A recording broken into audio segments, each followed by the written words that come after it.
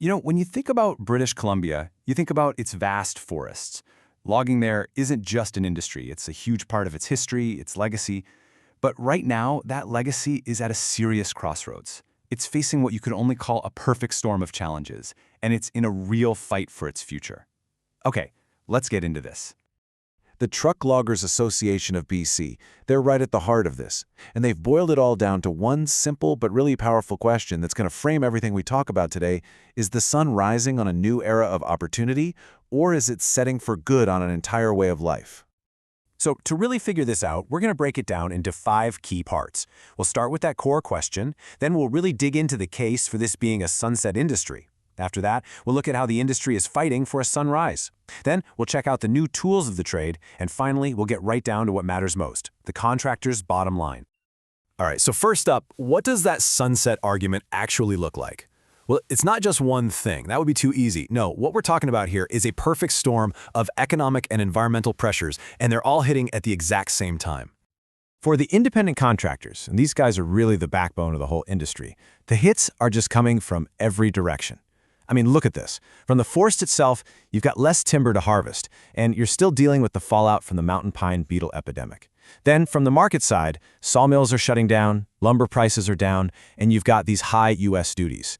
And if that wasn't enough, on the policy side, there are new provincial taxes, these really heated fights over old-growth logging, and, oh yeah, a massive shortage of skilled workers. It's just a relentless, overwhelming combination of pressures. And sometimes, a number that looks small can have a massive, massive impact. Take this new 1.9% employer health tax. Now, that might not sound like much, right? But for these contractors who are already operating on razor-thin margins, it's potentially devastating. Some reports suggest this one tax could literally wipe out the entire net margin for a lot of these businesses. I mean, think about that. You're left working for basically zero profit. And that's really the crucial point here, and it was captured perfectly by the TLA president, Mike Richardson. He just said it flat out. The status quo for contractors cannot continue. The current situation is just completely unsustainable. This isn't just a slump, it's a full-blown crisis for the people doing the work. Okay, but that's only half the story. This industry is not just sitting around watching the sunset. Not a chance. They are actively, and I mean actively, fighting for a sunrise, and they're doing it under this banner of making it work.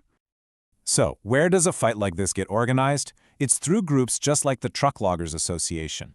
They provide a strong, unified voice for a whole bunch of independent operators. These guys are on the front lines. They're lobbying the government. They're negotiating with the big forestry companies, all to try and carve out a more sustainable future for their members. A huge piece of this whole advocacy effort is something called the Contractor Sustainability Review, or CSR. Now, this isn't just another dusty report that sits on a shelf. This is a landmark initiative that the TLA has been pushing for, and its goal is to fundamentally reshape the entire business environment for loggers. And the goals of the CSR, they're super clear and they're powerful. First, they want to implement transparent rate models, so everybody knows exactly how prices are being set. No more mystery. Second, use those models to give contractors a real, fighting chance to negotiate fair rates. And third, and this is the big one, use those first 2 steps to completely change the power dynamic between the small independent contractor and the giant forestry corporations. But this fight for a sunrise future, it isn't just happening in boardrooms and government offices. It's happening out there, in the forest, with a whole new generation of unbelievably powerful and intelligent machinery. I mean, just look at these machines. These are not your grandpa's logging machines, that's for sure. We're talking about absolute powerhouses, like the TigerCat 890, or machines like the John Deere 3156 G-Series, which were designed with direct input from the loggers who use them every day. This tech is right at the heart of what a modern sunrise industry looks like: innovative, powerful, and crazy efficient.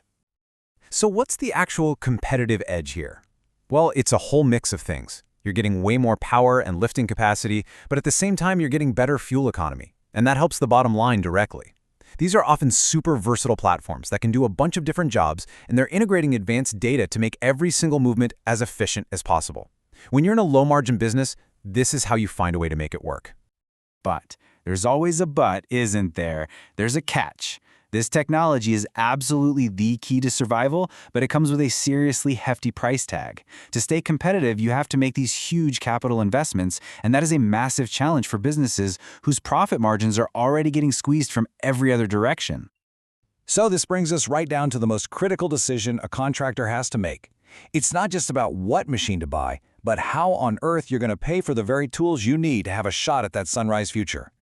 For many, the answer is equipment financing. And the concept is pretty simple, really. It lets a business get the equipment it needs right now without totally draining its cash reserves. It lets you start earning money with that new, efficient machine while you're still paying for it. But financing isn't a one-size-fits-all kind of deal. You've got two main options on the table, a lease or a loan. And the differences between them are absolutely crucial.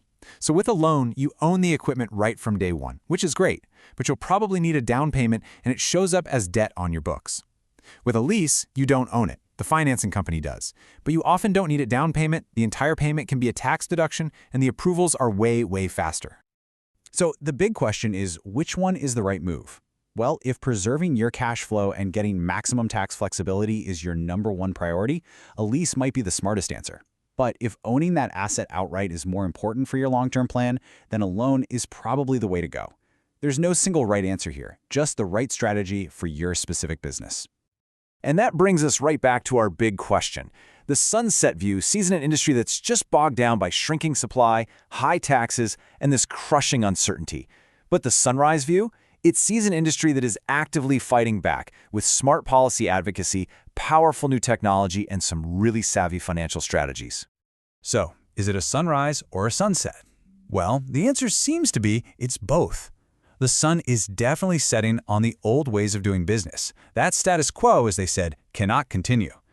But for those who are willing to advocate, to innovate, and to invest wisely, it looks like the sun is just beginning to rise on a leaner, smarter, and much more resilient new era for BC's logging industry.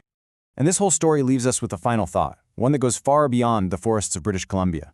As the world keeps changing and our whole relationship with natural resources evolves, how must all of our foundational legacy industries adapt? Not just to scrape by and survive, but to actually thrive in the new dawn.